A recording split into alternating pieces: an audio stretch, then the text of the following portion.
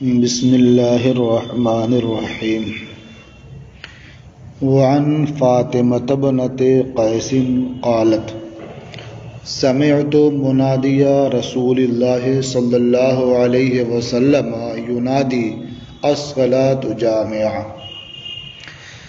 یہ ہے مشکاۃ المصابیح کا صفحہ نمبر 475 ہے، اور باب العلامات بین ید الساعہ کی پہلی فصل جاری ہے۔ حضرت فاطمہ بنت قیس سے مروی ہے، انہوں نے فرمایا کہ میں نے اللہ کے رسول صلی اللہ تعالی علیہ وسلم کے منادی کو سنا کہ وہ ندا دے رہا ہے، نماز جمع کرنے والی ہے، الصلاۃ جامعہ۔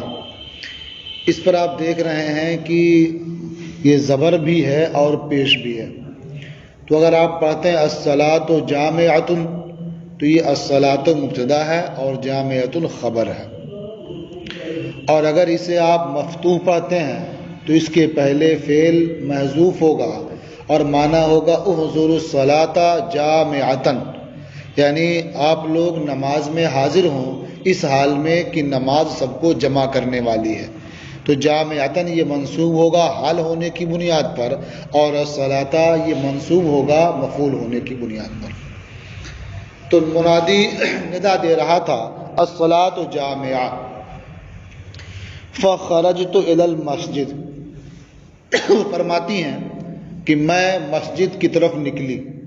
یہ اس زمانے کی بات ہے جب عورتیں نماز کے لیے مسجد میں حاضر ہوا کرتی تھیں، اور اس کلمے سے یہ بھی معلوم ہوتا ہے کہ اس وقت تک اذان کا باضابطہ اعلان نہیں ہوا تھا۔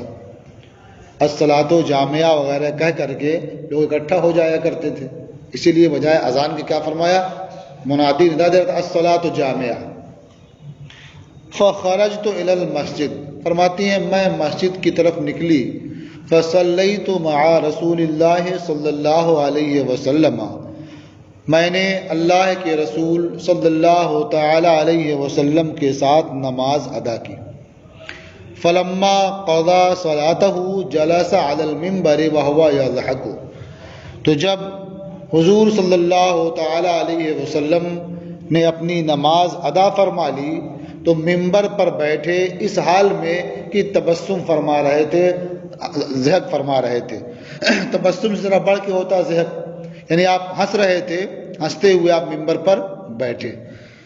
فقال لیلزم کل انسان مصلی، منبر پر بیٹھنے کے بعد آپ نے ارشاد فرمایا کہ ہر شخص اپنے نماز پڑھنے کی جگہ بیٹھا رہے۔ لفظی معنی کیا ہوگا کہ ہر انسان اپنے نماز پڑھنے کی جگہ کو لازم کر لے، یعنی جس نے جہاں نماز پڑھی ہے وہ اطمینان سے بیٹھا رہے۔ ثم قال، پھر ارشاد فرمایا، هل تدرون لما جمعتکم، کیا تمہیں پتہ ہے کہ میں نے تمہیں کیوں جمع کیا؟ قالوا اللہ ورسولہ اعلم، صحابہ نے عرض کیا کہ اللہ اور اس کے رسول بہتر جانتے ہیں کہ ہمیں یہاں کیوں جمع کیا گیا ہے۔ قال انی واللہ ما جمعتکم لرغبۃ ولا لرہبۃ، حضور نے ارشاد فرمایا بخدا یقیناً میں نے تمہیں کسی رغبت یا خوف کے لیے جمع نہیں کیا ہے، یعنی کسی ایسے امر کے لیے نہیں بلایا ہے جس کی رغبت تمہیں دلائی جائے، یا ایسے امر کے لیے نہیں بلایا ہے جو مرغوب فی ہو، مثلا بخشش کے لیے، عطا کے لیے، یا تمہارے درمیان کوئی دنیاوی چیز تقسیم کرنے کے لیے نہیں بلایا، ولا لرہبۃ، اور نہ ہی خوف کے لیے، یعنی دشمن کے خوف بتانے کے لیے یا ڈرانے کے لیے نہیں بلایا۔ تو اس کو مختصر میں یوں بھی کہہ سکتے ہیں کہ میں نے تمہیں بشارت دینے یا ڈر سنانے کے لیے نہیں بلایا ہے، نہیں جمع کیا ہے۔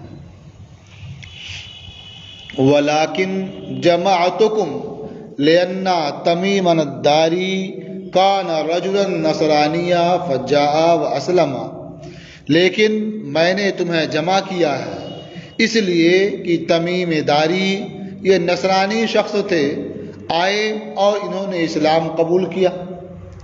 وحدثنی حدیثا وافق الذی کنت احدثکم بہ عن المسیح الدجال، اور انہوں نے مجھ سے ایسی بات بیان کی جو اس کے موافق ہے، مطابق ہے جو میں تم سے مسیح دجال کے بارے میں بیان کرتا تھا۔ یعنی ان کی آمد سے پہلے میں نے بارہا تم سے مسیح دجال کے بارے میں بیان کیا ہے۔ انہوں نے آ کر کے جو مجھ سے بات بتائی تو ان کی بات اس کے موافق ہے جو ان کے آنے سے پہلے میں تم سب سے بتایا کرتا تھا۔ تو آج گویا حضور نے یہ فرمایا کہ میں چاہتا ہوں کہ تم لوگ آج سن لو کہ یہ کیا دیکھ کر کے آئے ہیں اور انہوں نے کیا بات مجھے بتائی ہے۔ اب حضور فرماتے ہیں انہوں نے کیا بتایا، فرماتے ہیں حدثنی انہ رکبا فی سفینۃ بحریہ مع 30 رجلا من لخم و جذام۔ دیکھیے لخم یہ یمن کا ایک قبیلہ ہے، لام اس کے بعد خا، لخم، اور جذام جیم اس کے بعد زال، یہ نجد کا ایک قبیلہ ہے۔ تو فرماتے ہیں کہ انہوں نے مجھ سے بیان کیا کہ وہ ایک بحری سفینے میں سوار ہوئے۔ کیسے سوار ہوئے؟ قبیلہ لخم اور قبیلہ جذام کے 30 مردوں کے ساتھ، یعنی اس کشتی میں، اس سفینے میں 30 افراد تھے۔ کس کس قبیلے کے تھے؟ کچھ قبیلہ لخم کے تھے اور کچھ قبیلہ جذام کے تھے۔ تو قبیلہ لخم اور قبیلہ جذام کے 30 مردوں کے ساتھ وہ بحری سفینے میں سوار ہوئے۔ فَلَعِبَ بِهِمُ الْمَوْجُ شَهْرًا فِي الْبَحْرِ، تو موج نے 1 مہینہ سمندر میں ان سے کھیلا۔ مطلب کیا ہے کہ موج جدھر چاہتی انہیں لے جاتی، یہ اپنے قابو میں نہیں تھے اس وقت، جدھر کی موج اٹھتی ادھر چلے جاتے، کبھی ادھر کبھی ادھر، 1 مہینے اسی سمندر میں یہ ٹہلتے رہے ادھر ادھر۔ موج کیا ہے؟ ان سے کھیلتی رہی یا انہیں کھلاتی رہی۔ فَأَرْفَعُوا إِلَى جَزِيرَةٍ حِينَ تَغْرُبُ الشَّمْسُ، تو انہوں نے سفینہ ایک جزیرے سے قریب کیا۔ جس کشتی میں، جس سفینے میں یہ سوار تھے، انہوں نے بڑی مشکل سے ایک جزیرے کے قریب کیا اسے۔ کس وقت قریب پہنچے؟ جس وقت آفتاب غروب ہو رہا تھا، یعنی غروب شمس کے وقت وہ ایک سفینے، ایک جزیرے کے قریب پہنچ سکے۔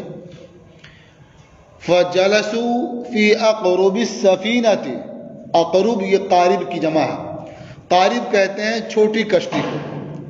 یہ سمندری جہاز جو ہوتا ہے یا بڑی کشتیاں ہوتی ہیں تو ان کے ساتھ چھوٹی چھوٹی کشتیاں بھی رکھی ہوتی ہیں، اس لیے کہ بڑی کشتی یا یہ پانی والا جہاز ایک دم کنارے جا نہیں پاتا ہے، جہاں پانی بہت زیادہ ہوگا وہاں تک پہنچے گا وہ، اب اس کے بعد جزیرہ دکھ رہا ہے وہاں تک کیسے جائیں گے؟ تو فوراً چھوٹی کشتی اتارتے ہیں، اس میں بیٹھ کر کے پہنچ جاتے ہیں کنارے۔ تو جزیرے کے پاس پہنچایا سفینے کو، اور اس کے بعد فرماتے ہیں فَجَلَسُوا فِي أَقْرُبِ السَّفِينَةِ، تو وہ سب سفینے کی چھوٹی چھوٹی کشتیوں میں بیٹھ گئے۔ فَدَخَلُوا الْجَزِيرَةَ، اور جزیرے میں داخل ہو گئے۔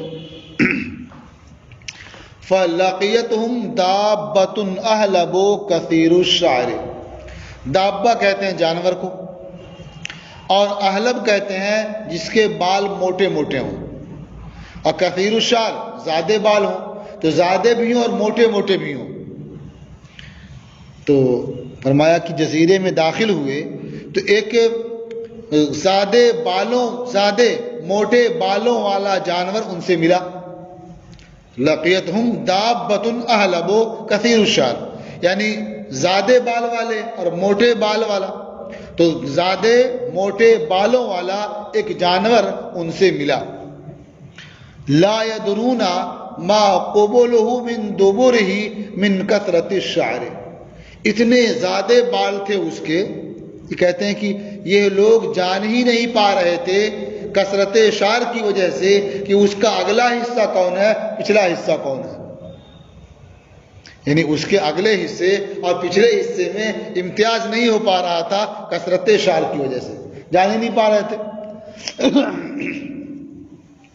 قالو ویلک مانتے، تو یہ اہل عرب تھے، بولے تیرے لیے بربادی ہو۔ یہ تو ان کا تقیہ کلام سمجھیے تھا، کوئی بھی ناپسندیدہ چیز سامنے آتی تو اس طرح کی بات تو کرتے تھے یہ۔ تو کہا ویلک مانتے، تیرے لیے بربادی ہے، تو ہے کون؟ مانتے، تیری حقیقت کیا ہے، تو کون ہے؟ قالت انا الجساسہ، اس جانور نے کہا کہ میں جساسہ ہوں، یعنی بڑا جاسوس ہوں میں۔ انطلقوا الی ھذا الرجل فی الدیر، تم سب کلیسا میں اس مرد کے پاس چلو۔ فَإِنَّهُ إِلَىٰ خَبَرِكُمْ بِالْأَشْوَاقِ، کیونکہ وہ تمہاری خبر کا مشتاق ہے۔ قال، یہ تمیم داری نے کہا، لما سمت لنا رجلا فرقنا منها ان تكون شیطانتا، جب اس جانور نے ہم سے ایک مرد کا ذکر کیا تو ہم اس سے ڈر گئے کہ کہیں وہ شیطانہ ہو، مطلب چڑیل یا اسی قسم کی کوئی مطلب چیز ہو۔ تو کہا کہ جب اس جانور نے ہم سے ایک مرد کا تذکرہ کیا تو ہم اس سے ڈر گئے کہ کہیں وہ شیطانہ ہو۔ قال فانطلقنا سراعا، لیکن اب چارہ بھی کیا تھا وہاں، کہتے ہیں ہم سب تیزی سے چلے، حتی دخلنا الدیرہ، یہاں تک کہ ہم کلیسا میں داخل ہو گئے۔ فَإِذَا فِيهِ أَعْظَمُ إِنسَانٍ مَا رَأَيْنَاهُ قَطُّ خَلْقًا وَأَشَدَّهُ وَثَاقًا مَجْمُوعَةً يَدُهُ إِلَىٰ عُنُقِهِ مَا بَيْنَ رُكْبَتَيْهِ إِلَىٰ كَعْبَيْهِ بِالْحَدِيدِ۔ تو جب کلیسا میں داخل ہوئے تو اس میں ایک بھاری بھرکم مرد کو دیکھا۔ فَإِذَا فِيهِ أَعْظَمُ إِنسَانٍ، تو اس میں ایک بھاری بھرکم انسان، لمبا چوڑا مرد ہے۔ مَا رَأَيْنَاهُ قَطُّ خَلْقًا، مخلوق میں ہم نے کبھی اس طرح کا مرد نہیں دیکھا، اس طرح کا انسان نہیں دیکھا۔ اور وہ تھا کیا؟ وَأَشَدَّهُ وَثَاقًا، اور اس سے زیادہ سخت بدھا ہوا بھی نہیں کسی کو دیکھا۔ وثاق کہتے ہیں قید کو، بیڑی ہو ہتھکڑی ہو، چاہے مطلب وہ پاؤں میں پہنے کی بیڑی ہو، دونوں کو کیا ہے یہ قید وثاق بولتے ہیں۔ اس سے سخت بدھا ہوا بھی کسی کو نہیں دیکھا۔ مجموعتاً یدہ الی عنقہ، اس کے دونوں ہاتھ اس کی گردن سے ملا دیے گئے، جمع کر دیے گئے، اس کے دونوں ہاتھ گردن کے ساتھ جمع کر دیے گئے، تو ایسا لگتا ہے کہ اٹھا کر کے ادھر باندھ دیے گئے ہوں گے پیچھے، تو ہاتھ کیا گردن کے ساتھ جمع کر دیے گئے۔ ما بین رکبتیہ الی کعبیہ بالحدید، اور اس کے گھٹنوں سے ٹخنوں کے درمیان لوہے سے جکڑا ہوا ہے۔ بیڑی ہوتی ہے پتلی سی نا، پاؤں میں ڈال دیتے ہیں کہ بھاگ نہ پائے تیز، تو خالی اتنا نہیں، ٹخنے سے لے کے گھٹنے تک تو اتنی چوڑی بیڑی پڑی ہوئی ہے اس کے پاؤں میں، اور ہاتھ کیا ہے ادھر بدھا ہوا جمع کیا ہوا ہے، اور سخت بدھا ہوا ہے بالکل۔ کتنا خوف لگ رہا ہوگا اس وقت نا۔ قلنا، ہم نے کہا ویلک ما انت، تیرے لیے بربادی ہو، تو کون ہے؟ بدھا ہوا تھا ہی، کہا ما انت، تو کون ہے؟ یہاں نہیں کہا من انت، کہا ما انت، تو کون ہے، تیری حقیقت کیا ہے؟ سمجھ رہے نا؟ قال قدرتم علی خبری، اس نے کہا کہ تم لوگ میری خبر پر قابو پا گئے، میری خبر پر قابو پا گئے۔ فاخبرونی ما انتم، تم لوگ مجھے بتاؤ تم سب کون ہو؟ قالوا نحن اناس من العرب، یہ سب بولے کہ ہم عرب کے کچھ لوگ ہیں۔ رکبنا فی سفینۃ بحریہ، ہم بحری سفینے میں سوار ہوئے۔ فلعب بنا البحر شہرا، تو سمندر نے ایک ماہ ہم سے کھیلا۔ فدخلنا الجزیرۃ، تو ہم جزیرے میں داخل ہوئے۔ فلقیتنا دابۃ احلب، تو موٹے بال والا جانور ہم سے ملا۔ فقالت انا الجساسہ، اس نے کہا کہ میں بڑا جاسوس ہوں۔ اعمدوا الی ھذا فی الدیر، کلیسا میں اس شخص کا قصد کرو، اس شخص کے پاس جاؤ۔ فاقبلنا الیک سرعا، تو ہم دوڑتے ہوئے تمہارے پاس آ گئے، تمہاری طرف متوجہ ہوئے۔ فقال اخبرونی عن نخل بیسانہ هل تثمر، کہا کہ مجھے بتاؤ نخل بیسان کے بارے میں۔ بیسان ایک شام کی ایک بستی ہے، ملک شام کی ایک بستی ہے بیسان۔ اس کے بارے میں یہ بھی کہا گیا کہ مرو کی ایک آبادی ہے، یہ بھی کہا گیا یمامہ کی جگہ کا نام بیسان ہے۔ بہرحال جو بھی ہو، شام میں ہو یا مرو میں ہو یا یمامہ میں ہو، اس نے کیا پوچھا کہ بیسان کے کھجوروں کے باغ کے بارے میں بتاؤ۔ حل تثمر، کیا وہ باغ پھل رہا ہے ابھی؟ قلنا نعم، ہم نے کہا وہ باغ پھل رہا ہے۔ قال اما انہا توشک ان لا تثمر، کہا سنو یقیناً قریب ہے کہ وہ باغ پھل نہ دے، وہ باغ برابر نہ ہو، قریب ہے۔ قال اخبرونی عن بحیرۃ التبریہ، اس نے کہا کہ تم لوگ مجھے بحیرہ تبریہ کے بارے میں بتاؤ کہ بحیرہ تبریہ کا کیا حال ہے۔ حل فیہا ماء، کیا اس کے اندر پانی ہے؟ قلنا ہی کثیرۃ الماء، ہم نے کہا بحیرہ تبریہ میں تو بہت پانی ہے، یہ جھیل تو بہت زیادہ پانی والی ہے۔ قال ان ماءها یوشک ان یذهب، اس نے کہا یقیناً اس کا پانی ان قریب ختم ہو جائے گا، قریب ہے کہ وہ ختم ہو جائے گا۔ قال اخبرونی عن عین زغر، تم لوگ مجھے زغر چشمے کے بارے میں بتاؤ، زغر چشمے کے بارے میں بتاؤ۔ حل فی العین ماء، کیا اس چشمے میں پانی ہے؟ وحل یزرع اہلها بماء العین، اور کیا وہاں رہنے والے چشمے کے پانی سے کھیتی کر رہے ہیں؟ قلنا نعم ہی کثیرۃ الماء واہلها یزرعون من مائها، ہم نے کہا ہاں وہ چشمہ بہت پانی والا ہے اور وہاں کے رہنے والے اس کے پانی سے کاشت کر رہے ہیں، کھیتی کر رہے ہیں۔ قال اخبرونی عن نبی الامیین، کہا مجھے امیین کے نبی کے بارے میں بتاؤ، عرب جو امی تھے نا، امیین کے نبی کے بارے میں بتاؤ۔ ما فعل، اس کا کیا حال ہے یا اس نے کیا کیا؟ قلنا، ہم نے کہا قد خرج من مکہ، وہ امیین کا جو نبی ہے مکہ سے نکلا ہے، وہ نزلہ یثرب، اور یثرب میں نزول کیا ہے، یعنی مکہ سے ہجرت کر کے مدینہ آ گیا ہے۔ قال اقاتلہ العرب، اس نے کہا کیا عرب نے اس سے جنگ کی ہے، ان امیین کے نبی سے عرب نے جنگ کی ہے؟ قلنا نعم، یہ سب تمیم داری نے بیان کیا تھا، اسی کی بات نقل ہو رہی ہے۔ قلنا نعم، ہم نے کہا ہاں۔ قال کیف صنع بہم، تو ان کے ساتھ کیسا معاملہ رہا، کیا کیا اس نے؟ فاخبرناہ انہ قد ظہر علی من یلیہ من العرب واطاعوہ، تو ہم نے اسے بتایا کہ وہ امیین کا نبی ان سب پر غالب آ گیا ہے جو عرب کے لوگ اس سے قریب ہیں، اور سب نے اس کی اطاعت کر لی ہے۔ قال اما ان ذالک خیر لہم، کہا سنو یقیناً یہ ان کے لیے بہتر ہے کہ سب اس کی اطاعت کریں۔ وَإِنِّي مُخْبِرُكُمْ عَنِّي، یعنی اب تک تمہاری خبر تھی نا، اب میں تمہیں اپنے بارے میں بتاتا ہوں۔ وَإِنِّي مُخْبِرُكُمْ عَنِّي، یقیناً میں تمہیں اپنے بارے میں خبر دیتا ہوں۔ أَنَا الْمَسِيحُ الدَّجَّالُ، میں مسیح دجال ہوں، میں اپنے بارے میں کہا اس نے میں مسیح دجال ہوں۔ وَإِنِّي يُوشِكُ أَن يُؤْذَنَ لِي فِي الْخُرُوجِ، اور یقیناً قریب ہے کہ مجھے نکلنے کی اجازت مل جائے، ابھی میں بدھا ہوا ہوں، قید ہوں، قریب ہے کہ مجھے یہاں سے نکلنے کی اجازت مل جائے.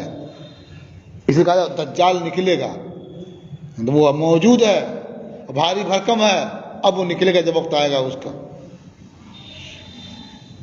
فَأَخْرُجَ فَأَسِيرَ فِي الْأَرْضِ، جو اذن مل جائے گا تو میں نکلوں گا اور میں زمین میں سیر کروں گا، زمین میں چلوں گا. فَلَا أَدْعُ قَرْيَةً إِلَّا هَبَطْتُهَا فِي 40 لَيْلَةً غَيْرَ مَكَّةَ وَطَيْبَةَ، تو میں کسی بستی کو نہیں چھوڑوں گا یہاں تک کہ میں اس بستی میں اتروں گا 40 رات میں. یعنی 40 دن یا 40 رات کہہ لیں، 40 رات میں ساری بستیاں جو ہیں زمین کی سب پر میں پہنچ جاؤں گا سوائے مکہ اور طیبہ کے. ہما محرمتان علیہ کلتاہما، وہ دونوں بستیاں مجھ پر حرام کر دی گئی ہیں، یعنی میں ان دونوں بستیوں میں داخل نہیں ہو پاؤں گا.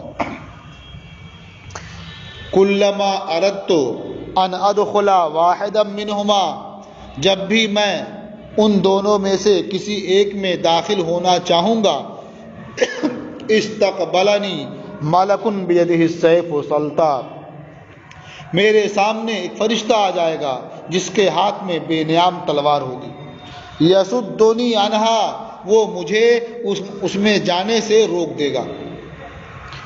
وَإِنَّ عَلَى كُلِّ نَقَبٍ مِّنْهَا مَلَائِكَةٌ يَحْرُسُونَهَا، اور یقیناً مکہ اور مدینہ کی ہر گلی پر یا ہر راستے پر فرشتے ہیں جو اس کی حفاظت کر رہے ہیں، اس کا پہرا دے رہے ہیں.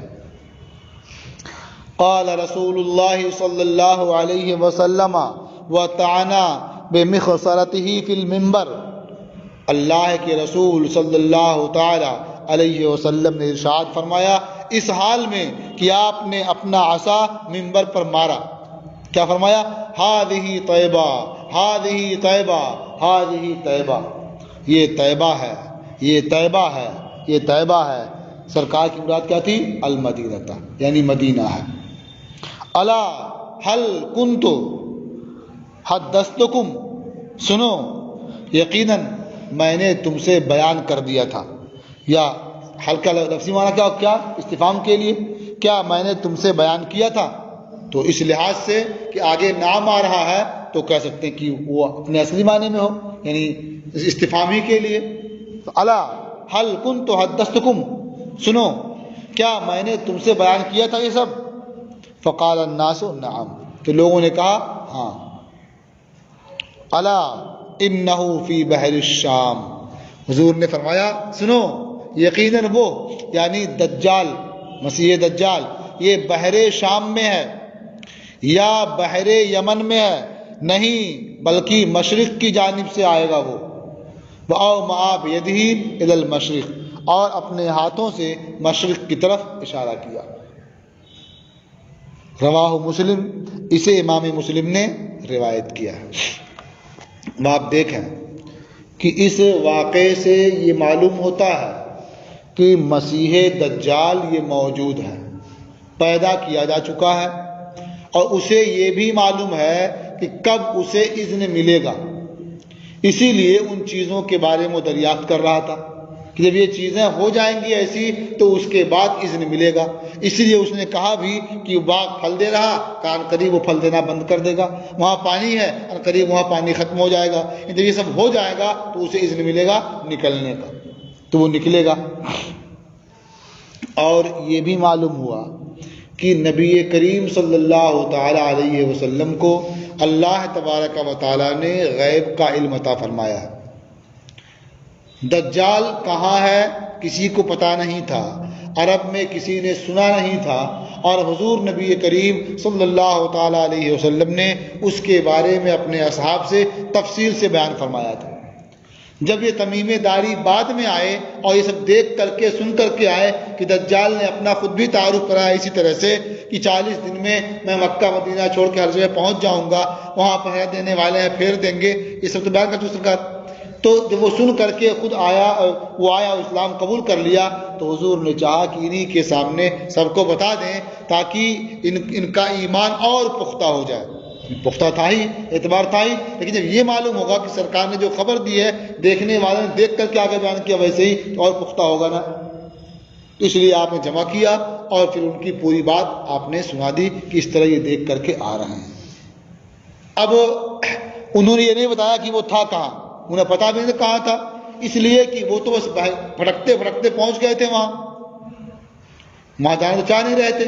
تو حضور نے فرمایا سنو انہ فی بحر الشام، وہ بحر شام میں ہے، او فی بحر الیمن، یا بحر یمن میں ہے، نہیں بلکہ مشرق کی جانب سے وہ آئے گا، اور اپنے ہاتھ سے اشارہ کیا مشرق کی طرف۔ تو اب ایک شبہہ یہاں یہ ہوتا ہے کہ جب سب معلوم ہے تو پھر یہ کیوں فرمایا کہ بحر شام میں ہے یا بحر یمن میں ہے؟ تو صاف بتایا تھے کہ بحر شام میں ہے یا بحر یمن میں ہے، ایک کا نام لے لیتے، دونوں کا نام لیا، بلکہ یہ بھی کہ لا بل من قبل المشرق، بلکہ مشرق کی طرف سے وہ آئے گا۔ تو اس کی وجہ کیا ہے؟ اس کی وجہ یہ ہے کہ بہت سی چیزیں جس کا علم اللہ تبارک و تعالیٰ نے اپنے محبوب کو عطا فرمایا ہے، اس کے بعد بھی حضور نے اس کی تعین نہیں فرمائی۔ تو اسی طرح سے یہاں بھی آپ کو بلا شبہ یہ معلوم تھا کہ وہ کس جگہ ہے، لیکن اس کے باوجود تعین نہیں فرمائی تاکہ ایسا نہ ہو کہ لوگ اس کی تلاش میں چل پڑیں اور ملاقات کرنا چاہیں اس سے۔ جب معلوم ہو جائے گا یہی ہے، ان کو جو نکل پڑا تلاش کرنے اسے، اور یہ بے فائدہ کام ہوگا۔ اس کے نکلنے کا خاص وقت ہے، جب وقت آئے گا تبھی نکلے گا، وہ اذن ملے گا اسے، ورنہ وہ قید ہی رہے گا۔ تو جو جائیں گے وہ اپنے آپ کو ہلاکت میں ڈال سکتے ہیں۔